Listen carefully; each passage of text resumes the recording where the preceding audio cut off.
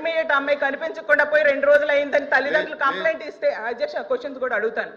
Complaint ఇస్తే అధ్యక్ష పోలీసులు స్పందించలేదు.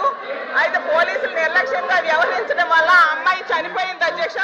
అలాగే యలమంచిల కాన్స్టిట్యున్సీలో రాంబెల్లిలో అధ్యక్ష ఒక అమ్మాయి ఏమో ఒకడు జైలు నుంచి బెయిల్ మీద వచ్చి వేధిస్తేనే అధ్యక్ష ఆమె కంప్లైంట్ ఇచ్చినా పోలీసులు పట్టించుకోకపోవడం వల్ల అధ్యక్ష ఆ అమ్మాయికి ఇంటికి వచ్చి బ్రేక్ఫాస్ట్ చంపేశాడు అధ్యక్ష. పక్క కాన్స్టిట్యున్సీ హోంమంత్రి గారు కనీసం కుటుంబానికి పరామర్శ చేయడానికి ధైర్యం చెప్పడానికి వెళ్ళని పరిస్థితి మనం చూసాం అధ్యక్ష. అలాగే తీసుకుంటే అధ్యక్ష ఎంత దారుణంగా ఈ కూటమి ప్రభుత్వంలో ఎమ్మెల్యేలు వ్యవహరిస్తున్నారంటే ఆర్ఎస్ శ్రీధర్ అనే వ్యక్తి ఎంత దారుణం అధ్యక్ష. మహిళను లోపరుచుకొని అబార్షన్స్ చేయించాడు. 5 సార్లు గర్భవతిని చేసి అబార్షన్ చేయించుకుంటే మోసం చేసి వదిలేశాడు అధ్యక్ష. ప్రభుత్వం ఏం చర్యలు తీసుకుంది అధ్యక్ష? సాక్షాత్తు సీఎం గారికి, డిప్యూటీ సీఎం గారికి, అలాగే ఎస్పీకి పోలీసులు కంప్లైంట్ ఇస్తే ఎవరు పట్టించుకోలేదు అధ్యక్ష. కానీ ఆవిడ మీడియా ముందుకు వచ్చి ఎన్హెచ్ఆర్సీ ఫిర్యాదు చేస్తే మేడం ప్లీజ్ ప్లీజ్ ప్లీజ్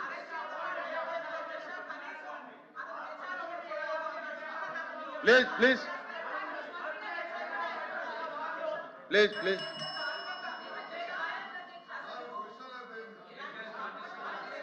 అమ్మా కళ్యాణ్ గారు మీరు వినిపించుకోవాలి.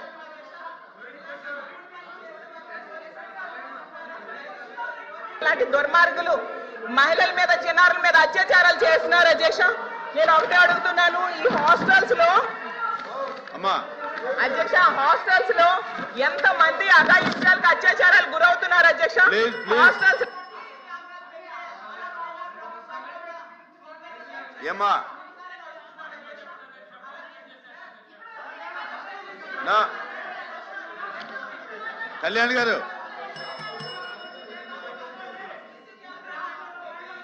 నా ఇప్పుడు మీకు అవకాశం వస్తే మీరు అడగదలుచుకున్నది తప్ప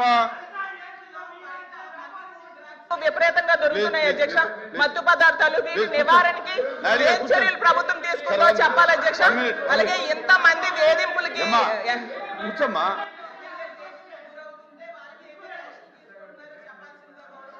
please please please please please please please please కూర్చో. 20 నిమిషాలు అయితే మనకి కట్టుమారు ప్రశ్నలు ఉన్న వాళ్ళకి సమాధానాలు ఎలాగో అధ్యక్ష. కూర్చోండి కూర్చో.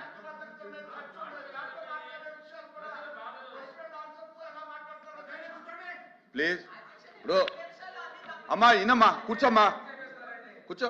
ఇప్పుడు అలా కాదు, ఇప్పుడు ఇది క్వశ్చన్ అవరు, మీరు క్వశ్చన్ వేశారు, మంత్రి గారు సమాధానం చెప్పారు. దాని మీద మీకు ఉన్నటువంటి డౌట్ ఏంటో లేకపోతే ఇంకా అదనపు సమాచారం ఏం కావాలో మీరు మాట్లాడొచ్చు. కానీ మొత్తం ఇప్పుడు షార్ట్ డిస్కషన్ ఉంది, లా అండ్ ఆర్డర్ ఉంది, దాని మీద మీరు మాట్లాడండి అన్ని విషయాలు. మొత్తం మీరు మాట్లాడకుండా అన్ని విషయాలు కూడా ఇక్కడ క్వశ్చన్ అవర్లోనే మాట్లాడాలనుకోవటం, చెబుతుంటే కూడా మీరు కంట్రోల్ ఉండకపోవటం కాంట్రవర్సీ అవుతుందమ్మా. వినాలి మీరు. మీరు దయచేసి మీరేమో మాట్లాడినట్లేదు, లేకపోతే మాకు అవకాశం ఇవ్వట్లేదు అంటారు. అవకాశం ఇస్తేనేమో ఈ రకమైనటువంటి కంట్రోల్ ఏంటి ప్రసంగాలు చేస్తే ఎలాగా? కూర్చోండి కూర్చోండి కూర్చోండి. నేను లేచాను అధ్యక్ష. ఆవిడ మాట్లాడుతున్నప్పుడు మీరు ఎంతసేపు టైం ఇచ్చారో నేనైతే అబ్జర్వ్ చేయగానే సారీ ఇచ్చిన దాంట్లో ఒక్క నిమిషం ఇచ్చారు. కానీ వాయిస్ లో మాత్రం మ్యూట్ లో గెలిపింది అధ్యక్ష. అవన్నీ కూడా రికార్డులో కూడా రాలేదు అధ్యక్ష. కావాల్సిన మీరు ఒకసారి వెరిఫై చేయండి అధ్యక్ష. వాయిస్ మ్యూట్ లో గెలిపింది. అది మొన్న కూడా చెప్పాను నేను, మళ్ళీ ఇప్పుడు కూడా అదే జరిగింది అధ్యక్ష. ఆవిడ మాట్లాడిందంతా కూడా మ్యూట్ లో గెలిపింది, వాయిస్ తో రాలేదు అధ్యక్ష. బయట అది అయిందంతా కూడా మ్యూట్ లో గెలిపింది, వాయిస్ తో రాలేదు అధ్యక్ష.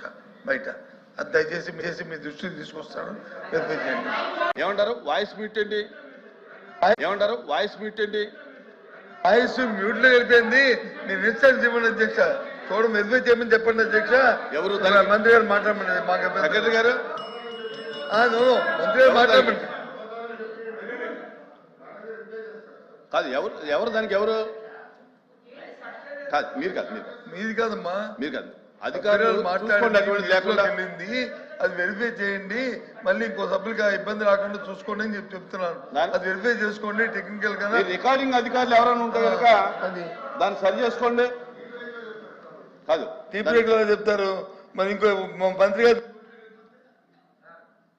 Please please.